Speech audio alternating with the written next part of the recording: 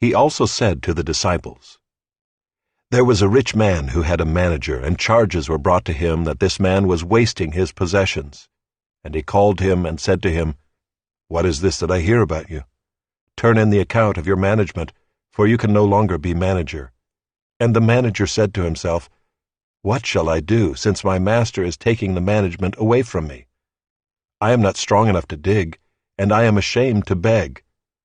I have decided what to do, so that when I am removed from management, people may receive me into their houses.' So, summoning his master's debtors one by one, he said to the first, 'How much do you owe my master?' He said, 100 measures of oil. He said to him, 'Take your bill and sit down quickly and write 50. Then he said to another, 'And how much do you owe?' He said, 100 measures of wheat. He said to him, 'Take your bill and write 80. The master commended the dishonest manager for his shrewdness. For the sons of this world are more shrewd in dealing with their own generation than the sons of light.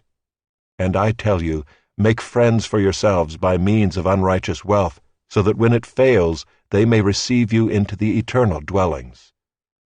One who is faithful in a very little is also faithful in much, and one who is dishonest in a very little is also dishonest in much. If then you have not been faithful in the unrighteous wealth, who will entrust to you the true riches? And if you have not been faithful in that which is another's, who will give you that which is your own?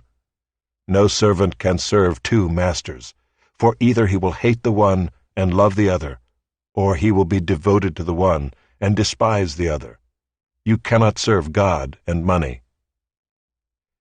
The Pharisees, who were lovers of money, heard all these things, and they ridiculed him.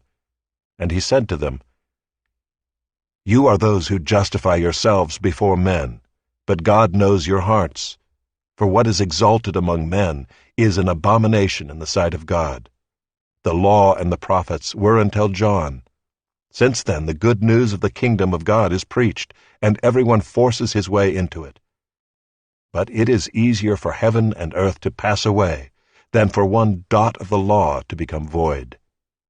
Everyone who divorces his wife and marries another commits adultery, and he who marries a woman divorced from her husband commits adultery.